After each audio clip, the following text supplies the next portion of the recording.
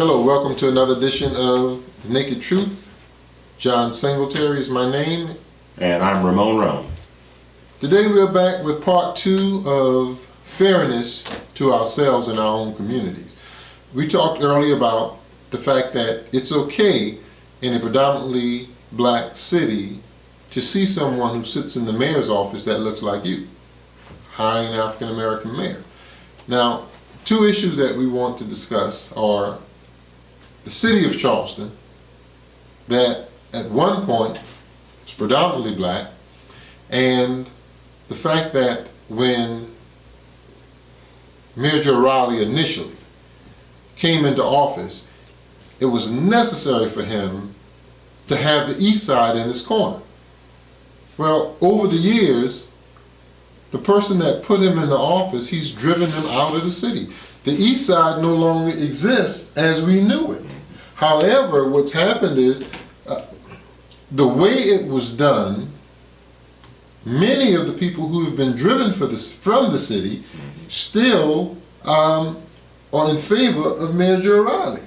And so what we have is the person who has come in and basically driven you out of your own city because of the tactics that have been used. Those individuals support being pushed out of their own city. And the same thing's happening in North Charleston, that many of the African Americans wholeheartedly, whether it be through fear, deception, manipulation, they support Mayor Keith Summy, even though they don't realize that what he's doing is he is wholesale displacing the African American population. And when I say that, one of the things that he does is the African American communities by and large have been rezoned to be single family. But in non-African American communities, and when there's a large tract of land purchased in the African American community by someone other than an African American, what happens is those are allowed to be developed under a PUD, in short, multifamily apartments, so that we have an influx of non-African Americans into the area, and as a result, we soon will be like North Charleston, the city of Charleston, where African Americans will be pushed out of the city of North Charleston and get no vote. We understand that initially the African American community had to be made by the city of North Charleston had to be made by the federal government to annex and include Liberty Hill, to include, Murray Hill, Ackaby, Union Heights, Winslow, all of those African American areas, so that they would get a vote. They wanted their tax base, but they didn't want to give them a vote.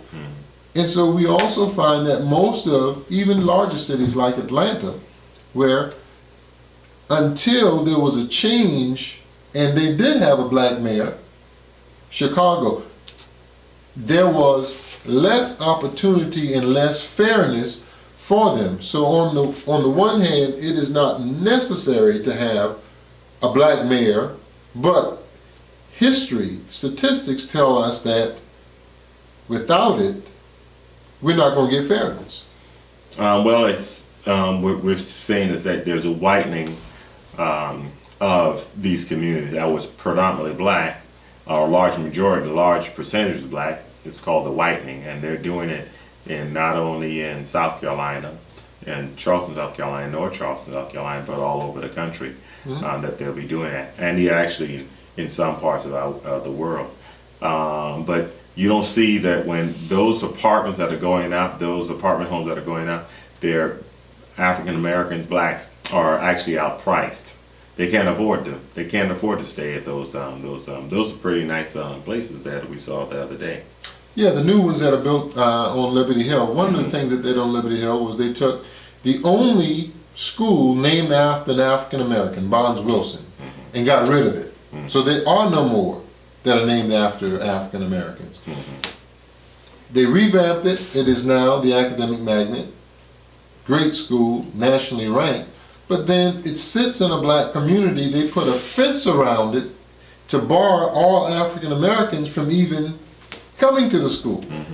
Even the white students complained that they had one of the lowest rates of African Americans percentages in its history in the incoming class. And it's all overseen by Mayor Keith Boshall Summey. Then we take a look at a company like Noisette that comes in, does a lot, supposed to have a contract to do a lot out on the Navy base, never happens. Everybody is up in an uproar, and then all of a sudden it goes away. But a new company surfaces called Sidrus, that they're paying $50,000, $60,000 a year to do what? Manage Oak Terrace, that is owned by the city, that is probably 99% white. They are displacing again the African Americans within their own community. Then what they do is they go and through a gerrymandering process, they redraw the lines so that there are eventually no white councilmen that have to that would have to rely upon a black vote.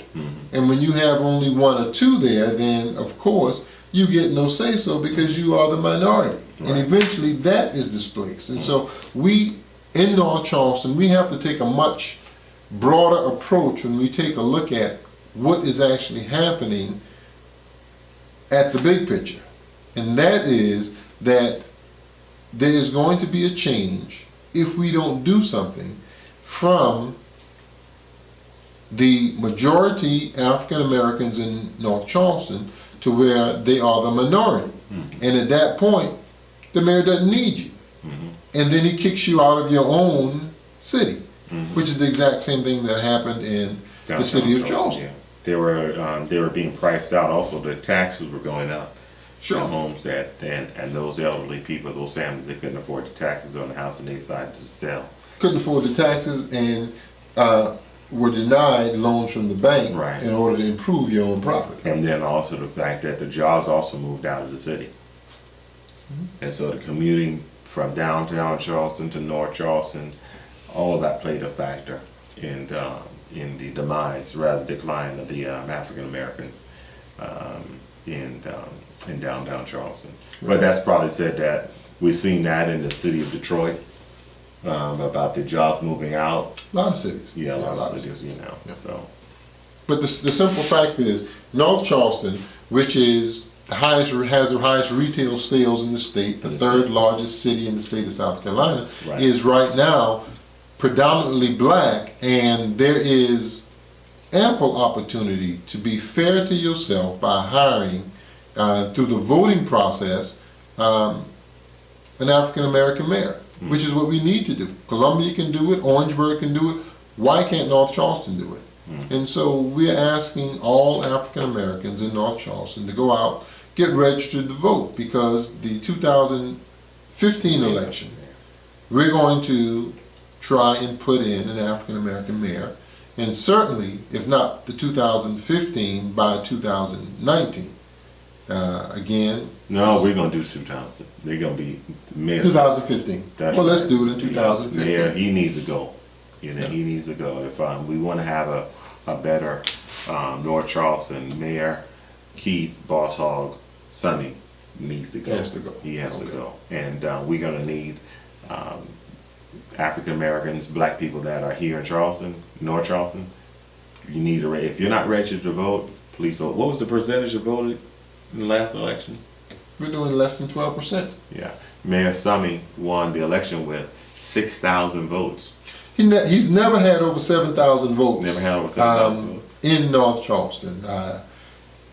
6,000, 5,000, we normally have less than 8,000 people voting, but there are 60,000 people who are eligible voters in the city of North Charleston, and predominantly African American. And so there is no excuse anymore for us to say what Keith Summey is not doing for us, because there's something that we can do for ourselves that is far more powerful than anything that he can do, and that is we can register, we can vote, and we can change who sits in the mayor's office. And you have that control. Your vote does count, and we would like you to register to vote. We will, in the future, we will be hosting some voter rallies. Correct. Some voting rallies to register people here in North Charleston.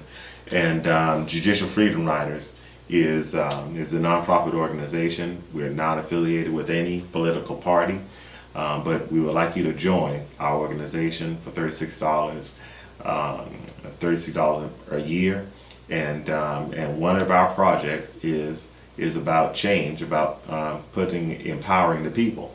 And right now, blacks are not empowered here in North Charleston, and probably if you're black and probably in a city near you, you're not empowered. So help us, as this is one of our projects, is to change in the political landscape here in North Charleston. But we can do it here. We can do it other places as well. Exactly right. The concerned citizens of North Charleston want you to get registered to vote. And like Ramon said earlier, we're actually going to start doing some voter registrations, informing you, the public, on issues that we see. Oftentimes, the public never takes a look at the expense report. And that spending report tells you a lot because you can follow the money. Yep. You follow the money, you see what's going on, and no matter what someone says, what they do is most important. And when we take a look at something as simple as the center that they did for Gussie Green, look at the amount of money that they put into it. Menial compared to what they put into the Center for Evanston. No comparison. We take a look at where the growth is in terms of the community centers they're putting in, the amenities within the community center. There is no comparison. On top of that, on average, with the $100 million budget, 100,000 individuals, that's roughly 1,000 people per individual that's coming from the city. However, when you consider the African American neighborhoods where they take code enforcement and they, over and above what they do in other neighborhoods, they tax you by giving you tickets and pulling out of you additional $500-600. Then through the police from I-26 to 526, they station them in our neighborhoods and they give an overabundance of tickets. That again is a way of taxing you so that you're paying a heck of a lot more than $1,000 on average per person to live in North Charleston, and yet the contract's not coming back to you. And as a result, what's happening is you are fueling and funding everyone else to get jobs and to have a higher quality of life. Those issues have to stop. These and other issues that Judicial Freedom Riders would like to address, and we need your support. Please subscribe to our channel, and as we can bring you other videos to inform you. And also we have a strategy that will accomplish our mission. We need your support. Please visit our website at www.jfrinc.org. And until our next broadcast, stay safe and keep your head up.